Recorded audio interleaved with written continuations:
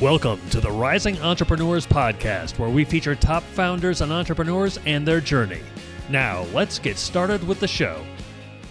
All right, welcome everyone. John Corcoran here. I'm the host of this show, and you know if you've listened before that every week we feature smart CEOs, founders, and entrepreneurs from all kinds of companies. We've had Netflix and Grubhub, Redfin, Gusto, Kinko's, YPO, EO, Activation, Blizzard, lots of great episodes. So check out the archives and you can listen to those. And before we get into this episode, this interview is brought to you by Rise 25, our company where we help businesses to give to and connect to their dream relationships and partnerships. How do we do that? We do that by helping companies to run their podcast. We're their easy button for any company to launch and run a podcast. We do three things: strategy, accountability, and full execution, and even invented our platform Podcast Copilot, which is being called the Wix of B2B podcasting. So if you want to learn more, go to our website, rise25.com, or you can email our team at support@rise25.com. All right, I'm so excited to have our guest here today, someone I've known for a long time, Anna Rembold. She's the founder and CEO of Metavent. It's a one-stop shop for executing the entire spectrum of large corporate events, from small groups to up to 5,000 people. And she is a seasoned veteran in the events industry. She has an amazing story to tell because I knew her back before COVID, and I haven't even heard the whole story about how COVID hit her company and hit her personally. But no industry was more hard hit by COVID than the events industry. I know a number of event industry company owners, and they were just had to pivot and, you know, like a boxer cornered in the corner of a ring, had to do whatever they could to survive. So, and I'm really excited that you're here to tell us your story. But, you know, first of all, like every good entrepreneur, your beginnings were very humble, and they started at Burger King. And I love this story about you. You're 13 years old, and you're like, damn it, I want to go to work. And you had to do some kind of petition or something like that to get to work at Burger King at 13 years old. Tell us that. Yeah, exactly. So I'd actually started babysitting much earlier than that. And we figured out that it was not paying enough. And so we wanted to make more money.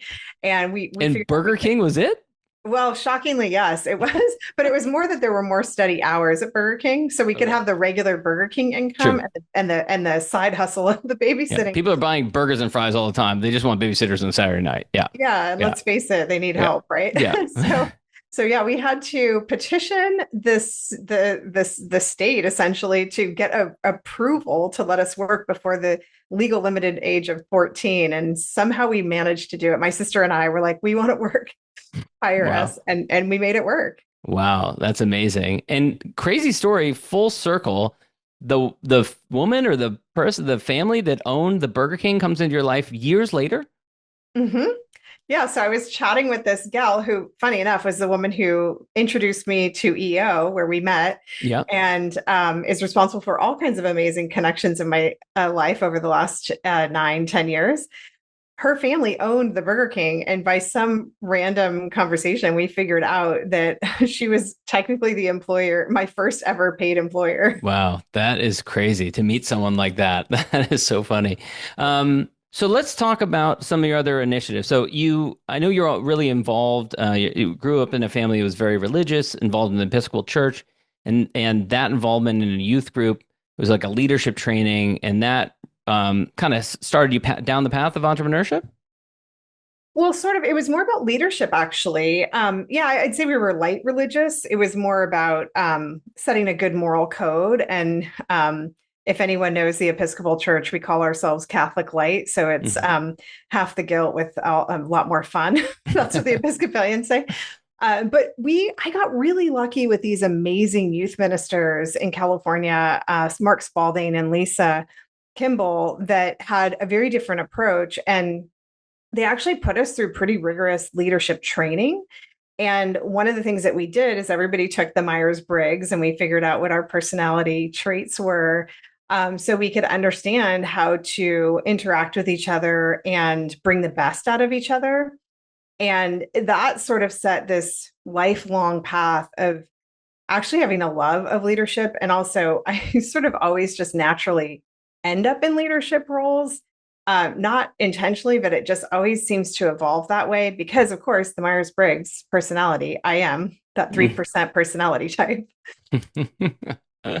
So you and actually another interesting thing is you had this grandfather or great grandfather who was a really successful entrepreneur involved in rubber in World War II. He Tell us was a little bit about that. So it kind of ran in the family.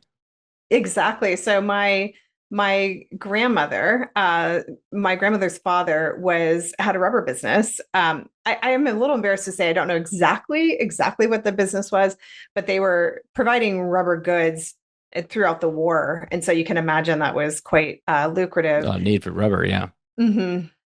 yeah. Yeah, So but she always told these really kind of romantic stories about, you know, what they did, and they were early travelers to Hawaii, and he was number 8 in the Pan Am Clipper Club. They had a placard that had his Pan Am Clipper Club number, and I just thought, what a lifestyle, but more importantly, what an impact to make on the world. And I just always thought that was really amazing that he had left a legacy in that regard. it, the Pan Am Clipper. So those are those. If you see these like romantic, like maybe like from the 50s, like illustrations of like Hawaii and like this seaplane landing. Is that what the Pan Am Clipper was? Yeah, Yeah. exactly. It was like your loyalty card. Got it. Got it. Yeah, Yeah. yeah. Yeah. A different boy, totally different place back then. Um, so let's talk a little bit about you. It was kind of an interesting story. I'm learning so much about you. You were determined and one, like you're going to go to work at 13 and have to petition the state, but also your parents didn't have the money to send you to college. So you waited out until you got to the point where you were no longer, you could fill out the FAFSA, which is the form to get financial aid without your parents' income be included on that. So you waited until you were at an age long enough so that you could get financial aid and go to college. Yeah, exactly. So my sister had put herself partially, my parents gave a little bit, but then after the first year, they couldn't support anymore because they'd been through a divorce and, just had some. My dad was impacted, they were impacted by the crash in the 80s and the real estate crash. So it was just challenging. We'd Mhm. sort of been very high on the hog. We had our own private plane, we had a massive house, we had all this like, Wow. my parents were both pilots. Like we went from this really incredible lifestyle to Losing it all. actually the family was on food stamps for a couple years. We Oh didn't my know it gosh. until many years later. We were Wow. just kids and what you don't really notice necessarily. But yeah, so it was just sort of up and down ever since the crash. And The then the 87 divorce. crash. This is the Black Yeah. Monday, I think it was called or something. Yep. Okay. Okay. Exactly. Yes, exactly. So we'd moved to California, and it just seemed like it was perpetually hard. And I said, I don't want to do that to my parents. And so I just worked. Hold on a second. Let me pause on that because I kind of had a similar experience with my father lost his job 3 separate times when I was growing up, and each time we had to move to a new market. He was in television news. There were only 3 of his job in any one city. So each time he lost his job, it meant, well, I guess we're up and packing up and moving somewhere else, like gypsies or something. So what was that like for you having to move? Where were you living before and then moving to California? What drove that? Was that your dad searching for work or something like that? Yeah, he exactly. That's so funny. We have that in common. It's interesting to look back on it as an adult. But yes, so we lost everything. We lost the house, we lost the cars, we lost the plane, we lost Wow. everything. And so he came down to California from Oregon, where we were, Yeah. and looked for work for 2 years. And he was Wow. doing whatever he could to survive. Lived with my aunt for a while, and I don't know how my mom was surviving back in Oregon, probably with a lot of help from the family, and eventually found a job. And then my parents got divorced right after that. So it was Mm, really devastating on like one hit after another. mm. So my mom found herself with 5 girls, 4 of which were teenagers, in a new state, in a new city, with none of her best friends around. And so this was Wow. sort of my, formative junior high and hie school years of Wow. really just, Well, that I, also kind of explains why you went to work too at uh-huh. 13. You Yeah. wanted to, was it because you wanted to be able to buy things? I just wanted independence. I think Yeah. I've always been super independent, and we wanted to be able to buy what we wanted. Yeah. We paid for our own car when we learned to drive. We bought our own car. We paid our own insurance and gas, and Wow. yeah, we just were very self-sufficient. Wow. So you and your sister and your other sisters Oh also. yeah, all, Yeah. all 5 of us are Yeah. really like that, actually. Yeah. But I mean, clearly you were shaped by that experience. Yeah, by many, of Yeah. course. Yes, Yeah. yes. Yeah. I think it's really interesting to be from a family that has such high highs and then such low lows, because when you have things, you really learn to appreciate them. I mean, and I don't have a sense of entitlement about it, which, I'm very grateful for everything I earn, and I like to earn what I have. So I'd say that's probably the biggest impact on my thinking.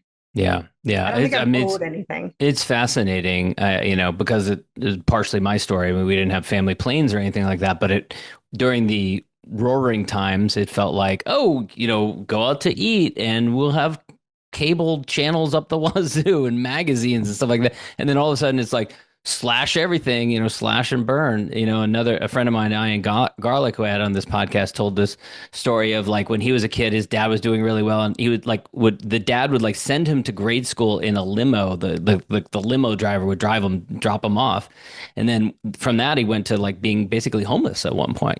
So just huge swings. So let's I think if you don't mind me saying one other thing, sorry to interrupt you, but I think the other thing that's really interesting, my sister and I were just talking about, the one that worked at Burger King with me, or that we fought to be hired at Burger King. We were just talking about how we don't spend a huge amount. And like, I might look a little more dorky than some of my cooler girlfriends that are better shoppers and all this, but it's because we realize in the back of our mind, we're like, never, we for don't sure. ever want to lose it Yeah. all. So we're Yeah. very frugal in our decision making. I mean, that's often the case, right? I think of like my grandparents' generation. My grandfather, when he was a kid, his mom was a single mother. Father wasn't in the picture, and he sold donuts on the streets of Brooklyn during the Great Depression. And then he went from there, was a World War II pilot, and then worked for the Air Force his entire life. Like bought like bonds and things like that. That was like $100 today. 10 years later, you get 110. Like the most stable stuff ever, the most predictable ever, because he'd been so traumatized from that experience of going through the Great Depression. Yeah. Your grandmother also had a big impact on you and inspired the name for your company when you decided to go out on your own and start your company. Before it was Metavent, it was Anna Marie Events. Tell us that story. Yeah, so I didn't mention this before, but I don't think I've ever told you this before, but I'm actually adopted by my aunt and uncle. So my birth father's sister adopted my sister and I. And so growing up, I always kind of felt like, yes, I had a mom that adopted me, my aunt adopted me, but my grandmother always felt like my mom because we were super close. We were like best friends. And I spent the summers essentially living with her every other summer in Hawaii. So we really spent a lot of time together, and we're kind of like two peas in a pod. So Mm. she'd spent a lot of time telling me family stories and family history. And I started socializing this idea of leaving corporate and starting my own company. And she, without hesitation, said, "Honey, it's in your genes. Hmm. And let me tell you about your great grandfather." And she proceeded to tell me all about what he had done and how he started his business in the middle of the Great Depression. It Hmm. was all odds were against him. And he went on to be very, very, very successful. So yeah, so I at the time, nobody I knew called me Anna Marie. And I knew obviously my grandmother would die at some point. And it always made me happy to be called that. And Hmm. so I said, well, let's Hmm. just name the business, even though I was advised, and in some ways wish I'd taken the advice not to name a To put business your name in it. after. Yeah, Yeah, don't put your because name of in it. course the challenge then is that I want to talk to Anna Marie, or the people Exactly. want to interact with Anna Marie to do everything, right? And so it's hard Yeah. to build up the team and empower them to be the ones who are responsible. Yep. Yeah. All of that is true. Yeah, yeah.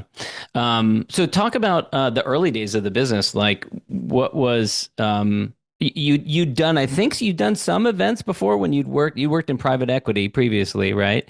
So you'd done some events, but this is your first time having your own event business, correct?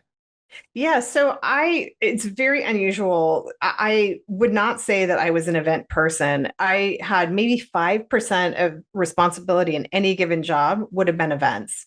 I was always in these, director of operations for a private equity firm was the last role that I had. And I'd been chief of staff for the engineering department at NBC Internet. We had 220 engineers, and I sort of ran all the back end operations and admin for the team. So I was really an internal, business partner. Um, so when I decided to start Anna Marie Events, what was happening was that the private equity firm I was working for was going through some major transitions, and it was time for me to transition. I thought the only answer to success in life was to get an MBA. And so I slapdashed applications to get into Harvard and Yale and Berkeley and a couple other only top schools. Didn't get in my slapdashed approach, which of course made sense. And in that amazing retrospection that they put you through in the essays, I realized I was totally lying on the applications, and I didn't care about what I had written about. It was totally bogus. I wanted to be an entrepreneur. And so that's when I started talking to my grandma and some other people really close to me and said, hey, I'm thinking about just starting a company. And that's kind of what happened. So I just wanted to leave the banking world and do something more creative, because at the heart of who I am is really a creator. Yeah. So why events? Events. So what happened was, was I love people. Actually, what happened was I took a sabbatical and I asked myself one question. What was I doing with my time? I wasn't picking up a paintbrush and drawing and painting. What I was doing was 4, sometimes 5 times a week, I was gathering humans together to either do impactful things. Like I was joined a board of the Friends of Larkin Street, and we were doing fundraisers and activities and growing the Young Professionals Board. I had a variety of things that I was doing, or just socializing and getting different groups of people together that wouldn't normally mix and having them socialize and expand their horizons. So I thought, oh, maybe this could be something interesting. But at the heart of it was the trifecta. Events are the perfect trifecta of business, strategy, solutions, people and humans, which I love, and gathering humans, and creative. So you're basically an interior designer, a graphic designer, a video designer, a lighting designer, all in one. So you get to touch on multiple layers of creativity that it's just really invigorating. And was it difficult to get your early clients in the early days? Well, funny enough, when I first started, I thought being an event professional was really flaky and it wasn't serious enough. And so I actually had drafted a whole other business concept, which was more logistics focused. And it would be like, supply chain management. And then I realized, what am I doing? I have no clue. And I modeled this thing out on a spreadsheet, and it basically showed losing a very high risk of losing a lot of money. And I'm like, maybe I'll just do the event plan. It was sort of a panic moment of I'll just default to the idea that I really loved and had. And I threw a website together in 5 days, and I got a client the first day I launched. Wow. So it was sort of meant to be. And yeah. Yeah, that's great. So those are the early years, and there's kind of these chapters to your life. And so I want to ask you about COVID, because at this point you'd taken it from 0 to 4 million a year in revenue. In 2019, you were number 403 in the Inc. 5000, which is insane. That means crazy growth. And then COVID hits. So painful as it may be, traumatic as it may be, take me back to what that was like in March of 2020 as things start to unfold, or maybe you saw it in Asia and kind of anticipated it. What was it like for you? Well, yeah, I mean, I'll say that coming into COVID, not only did we have COVID, which was difficult, and as you mentioned, the hardest for our industry, but we also had been growing so fast that we had other growing pains that we had just discovered, like literally in December of 2019. And so we were like trying to get our heads around these growing pains that were a bit of a shock because we were moving so fast. And this is not uncommon in fast. Yeah, totally. Businesses. Yeah. So we were kind of, I say, coming into COVID on the back foot, which was very terrifying. And then COVID hit, we lost 90% of revenue essentially overnight. Wow. So we went into, I actually didn't panic. It was, I'm a member of a group called EO, Entrepreneurs Organization. Yep. The information and support flying around was like nothing I've ever seen. Yeah, I remember real time. that. Yeah. Oh my gosh. Like every day there was like text messages with there's 5, 10 different calls on different topics. Yeah. And helping with the PPP and all that kind of stuff. Everything. I mean, Yeah. it was beyond. I literally don't know what I would have done because I would have had no clue, right? So I felt like I had this incredible pathway, and I was in triage mode. But I had could tap into all the answers. So at first, I was actually very calm, and I built up all these support groups around me. So I have, groups that I am a member of outside of work that are great for mental health and care, and I just tripled down on all of that. It wasn't really until, oh, and I should say that I have a really dear friend who is a PhD in economics from Stanford. She is brilliant. And she said, let me tell you something. There are three ways this could evolve. And there's three economic indicators, and then there'll be potentially three different outcomes. One, everybody does what they're supposed to do. We all lock down. We do it for a short time. It'll be over in 2 months. The second one is people will sort of do it. They won't really follow it. We might see this last a year. The third option is if everyone just sort of says, F you, I'm going to do what I want, and people don't comply, we're going to be in a 5-year tail. And I was like, 5 years? No one would have conceived. And she was so brilliant. Sure enough, here we were, 5 years. So I was already planning for a 5-year tail because I could see the indicators. So thank goodness I knew her, and she had, she's just a brilliant thinker. So I didn't panic until we got to the end of 2020. And I was like, okay, we've built software. We pivoted immediately. We lost 90% of revenue. We pivoted immediately, became a software company. We had a prototype in 6 months. We had our first customer on the software in 6 months. It was insane. And it wasn't just a landing page that linked out to Zoom. This was a fully integrated end-to-end virtual meeting platform. It was unlike anything that anyone was building. We built it on the Unreal Engine with really complex technology. I still can't believe we built it. My team was amazing. Did you have to hire quickly and let other people go that weren't a fit for the new direction? Well, our team pivoted together. So some, yes, some there was a lot of staffing changes that were going on. But we actually, so yes, but we had a core that was just event people know how to pivot. That's impressive because I talked to other event businesses where, their team switched from doing on the ground events to doing these virtual events, which meant that they were like behind their computer all day long, and the team just didn't like it at all, and that was a real challenge for some events companies. I think because those people that we talked to, because we talked to a lot of those folks as well, obviously, they were operating.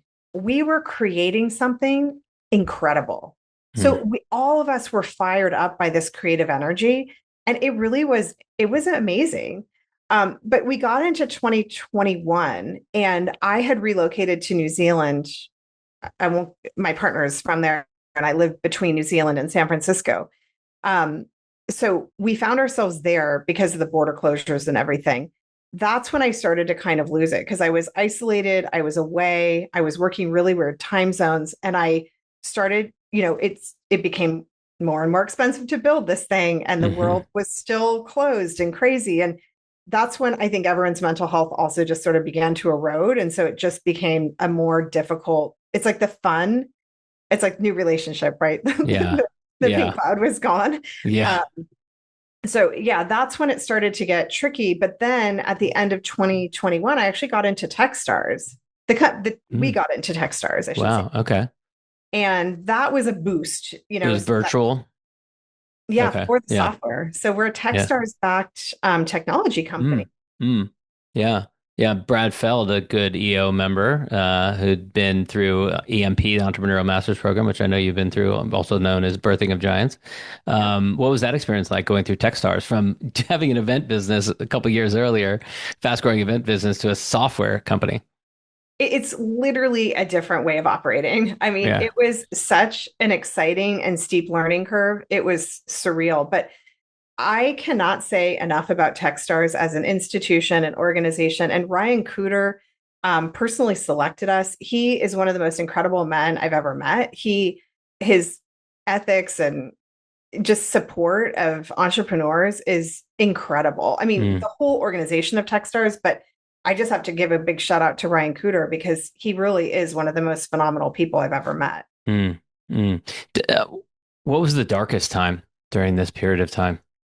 It was in the fall of 2021. I was getting up at 2, 3, 4 in the morning in New Zealand, working 12-hour days, working 6 days a week, 7 days a week, just not taking care of myself, and didn't realize that there were a bunch of things going on, but didn't realize that I was kind of slipping into a bad mental state Mm, and trying to just pushing. My only MO at that phase of life, like push. all I'd ever done was push. That was Hmm. always the answer.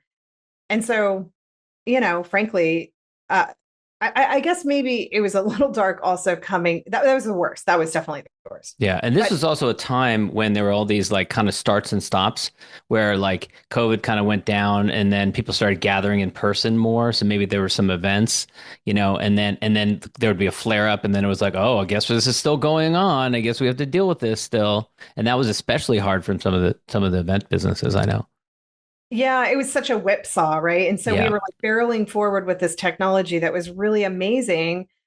Um, and we were still having fun with it. But yeah, I got into Techstars and it put some wind, like seriously put wind in our sails. Mm, But then the war started in 2022. So I was in Techstars, I was representing the company in Techstars from January through or February through April of 2022. And the war started in the middle of it. you're talking about the war in Ukraine? The Ukraine war, How did exactly. that affect you?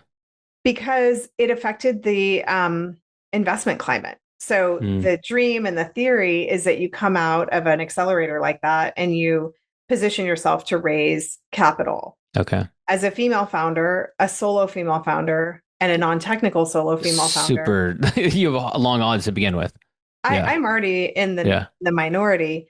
And then it was literally the most difficult fundraising climate, I think they said in over 20 years. Mm. So we had headwinds as just who I was as a founder and as a Hmm. company. Hmm. The event industry, I don't know if you remember a company called Hopin, Mm-mm. but Hopin had, I think they had achieved a $1 billion valuation, Mm.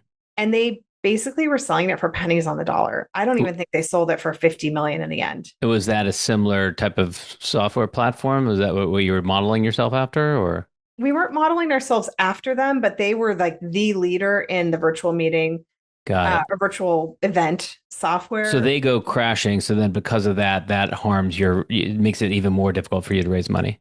Exactly. So there Uh, was not, I mean, any investor I would talk to, just they would, I mean, to be honest, like the conversations I would have with some of these VC gentlemen would just literally dismiss. They wouldn't even have a conversation. because you're a woman, or because of Hopin, or all of it. Well, who knows? Who knows? But I think it was the theory. I think they didn't believe in the theory. Mm. And in particular, I will not name any names, but remember vividly having a conversation with a young member of a VC team, and he just literally turned his head in the middle of the conversation and said, "I recommend you reconsider your theory," and just turned and walked away. And I was like, "Oh, this is okay." Mm. At Mm. some point you realize, okay, I could take the attitude of let me just show them, Yeah.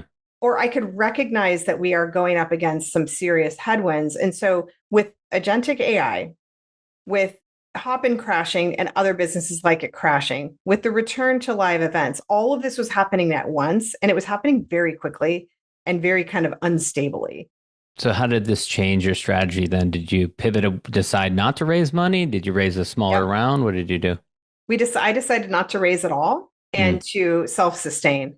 Mm. And so a lot of our old clients were coming back and wanting support with live events. And we were able to actually within less than 3 years get the business um, back to where bigger and stronger than we were in 2019. Oh, amazing. Wow. So did you have at this point, did you have clients come to you and was it like choose your own adventure? Like, do you want to do a virtual event? We can do that. Do you want to do a live event? We can do that. Or did they come to you for one or the other? Or were they different types of clients We at that point, no one was wanting to talk virtual. Everyone was over it. They were in done. 2020? Okay. Yeah. They want, We might have live streamed a part of it. And so there might have been a technology component for sure. There was a lot of, capturing, streaming either live or streaming later. But that was a component. It was, okay. And that's changed since change. So how did it change? Do people are people interested in virtual events now? Not really. I mean, Really? that's not true. They're happening, Hmm. but our business model and what we're selling right now is we're not focused on that personally. Typically, what we're seeing is when you say virtual event, maybe I'll just go to a definition for a moment. When we think as Metavent of a virtual event, we're thinking of an experience online that is actually experiential. Mm. And this was always our theory and always our challenge with how people were thinking of virtual events. The technology did not allow for a true experiential moment. So think about Dreamforce is one of the most awesome extreme examples of experiential gone wild and best of the best. You don't really have that that in a seamless, smooth way in a virtual setting. Okay. So, and Dreamforce is an annual event that Salesforce puts on in San Francisco. They kind of take over the city. I haven't attended it before, but you say it's very interactive. Oh my gosh, it's like nothing I actually had the great pleasure of being a part of the GPJ team that helped produce the launch, the product launch zone. I was the producer on the product launch zone for 3 years. It's one of the best experiences of my entire event career. I could go into that, but it's but what you found is that there isn't anything like that online. No, there are hints of it, and there are some very cool things happening. I don't want to say there's nothing, but I'm just saying that it's so early and it's so clunky, and we don't have a seamless way to deliver something of that caliber online at this moment. And so in the absence of the tools and the absence of being able to really come close to recreating what you can do in person, people want to be back in person. Where did that leave you with Metavent? With the the online, the virtual event, component of the business. So we've put all of our technology endeavors into stealth.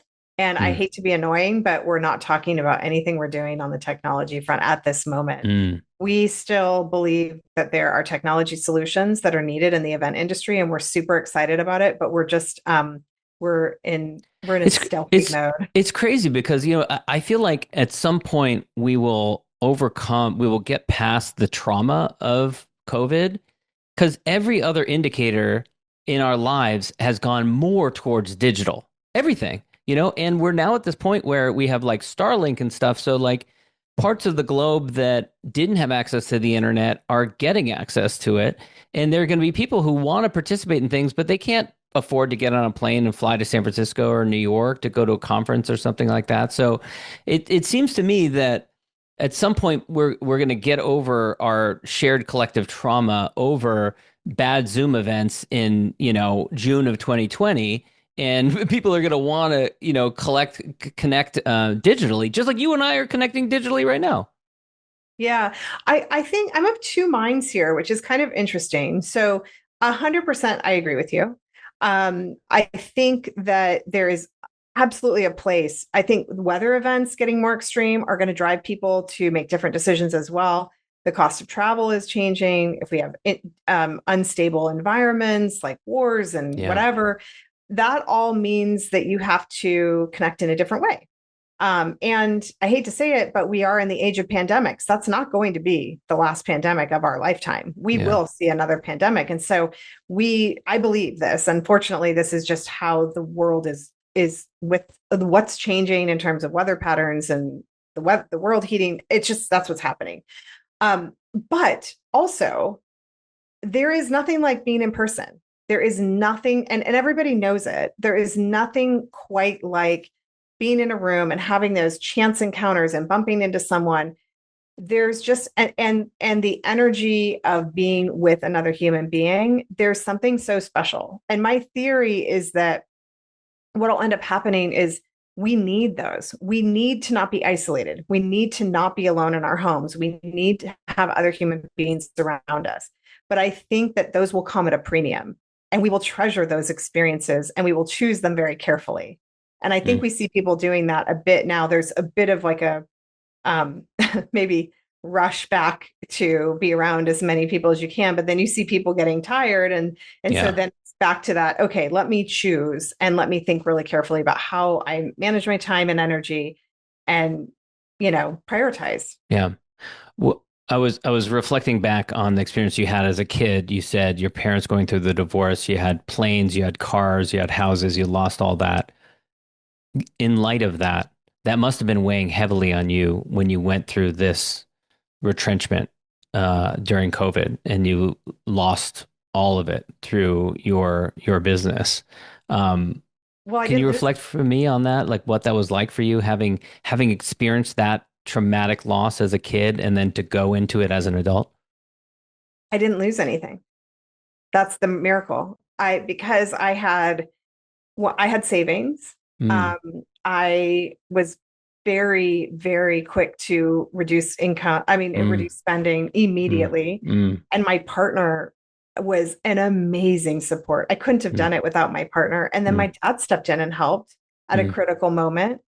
Um, I mean, it actually, oh gosh, I'm getting emotional. It almost brings me to tears to think I did not do it alone, but I didn't lose a single thing. And mm, actually, I came out of it stronger. I mean, I went through a terrible depression. I went through, I can talk about mental health stuff. Like I am not like, it was not easy. There was the yeah, darkest years yeah.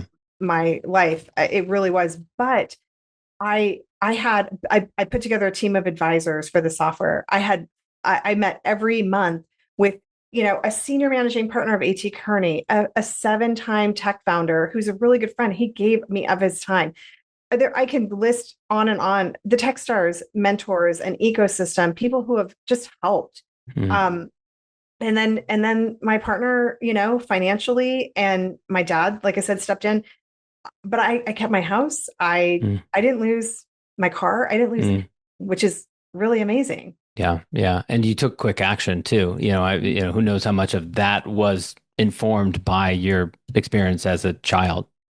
Yeah, and I just want to say too, because this is one of those like really gnarly um realities, since this is I think I'll share for the entrepreneurs listening. I had to borrow money. I mean, it was awful. Yeah. I've never been so stressed in my life. I've paid almost all of it back. I still have Mm, some little chunks that I need to, mm, deal with, but I will not, I will pay every dime back. yeah, So most of it's been paid back, which is yeah, really, I still can't believe we've done it. Like, yeah, it's really amazing. yeah, yeah. And for other entrepreneurs going through something where they have to pivot and they have to scrape and they have to humble themselves, um, any advice that you'd say to someone else who's going through something like that now with there's disruption happening now with AI and different technologies? Don't kill yourself. Literally, I'm sorry, that sounds really, because how many suicides were there? Yeah. I literally, that's the first thing that comes to mind. Please don't kill yourself. It is not worth it. And okay, so let's start there. Survive. You're going to Hmm. survive. Hmm. Um, and you can get through it. Like every day, just tell yourself you can get through it. Pick one person. I had like probably 5 that would take my call no matter what. I am so lucky, but have at least one person that will not get tired of listening to you, because you need someone. You need Hmm. someone in your corner, and you need someone that, it's so dark when you're in a mode like that. You need someone who can just hear you, listen to you, understand the gravity of the trauma of it all, and boost you. My partner Yeah. would just say, I'm gonna be your chief perspective officer today. And he would just turn everything around into a positive. And I can't Mm, believe it. He was just incredible. mm, So you need someone like that, and just be open to going where you need to go, right? Like, don't get locked in one idea, because you do have to be able to, I you have hate to that pivot. word because Yeah. we've overused it, but you Right. really do need to be flexible. You need Yeah. to be flexible. Yeah. I'll throw one back at you. Lean on your strengths. Because what I heard from you is that when it got really dark, you were still bringing people together. That you said that that's one of my core superpowers, and you were doing it in a different way. You brought together a board of advisors. You were bringing people to just talk to you on the phone. You were talking to friends and stuff like that. So you were still doing that. And it seemed like that helped you get through that period.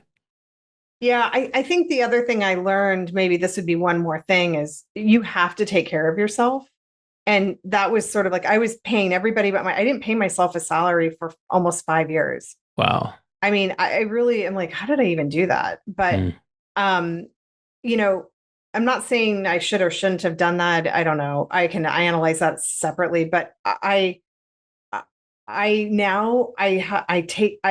exercise. I eat well. Like I've changed my whole. I just would put all that last before, and I realized I cannot do that the rest of my life. I will never do that again. Yeah. Yeah. Well, Anna, I want to wrap up on my gratitude question. So I'm a big fan of gratitude. You mentioned a few names already of people who were helpful to you through this dark period. Who out there would you want to shout out and just thank for being there in the journey with you, helping you through all the highs and lows? Yeah, well, I do have to call out my partner because he was literally my cheerleader. Like it's the best relationship I've ever had. And so that I'm really grateful because not everybody gets a partner like that. And he's an entrepreneur and he's been a 25-year member of EO. So he really got it. But I think a few people come to mind. Ryan Cooter for accepting us into Techstars at a very low moment and just was so exciting. I had a cohort of Techstars founders that were just brilliant people that we check in on a regular basis. Less so now, but definitely at the time would take each other's call no matter what. There were a group of 4 other EO women, and we actually formed a little pod during 2021. And we had a call every single Sunday at 5 p.m. just to check each other's mental health. We're still best friends. And we all got each other through a really difficult time. That's Marissa Fong, Maria Johnson, Holly McAvale, and Michelle Malcolm out of New Zealand. So my little posse down there. And yeah, I think just the advisory board, Dave Sifry, Dana Hermanson, Doug McKenzie. I mean, it just, yeah, they were amazing. And Susan Kearney was a later ad, but she was amazing too. They've really pushed me to think differently. I could honestly, I have a lot of gratitude, so I could go on, but maybe I'll stop there. That's great. That's great. Anna, this has been great. Where can people go to learn more about you, connect with you, and reach out if they have any questions? They can find me on LinkedIn, Anna Rembold. You can find me the website at metavent.io. And yeah, Awesome. Email, Great. Text. I'm happy to share those details if you Great, can. Anna. Thanks so much. Thanks for listening to the Rising Entrepreneurs Podcast. This episode is powered by Rise 25. Please subscribe and check out future episodes.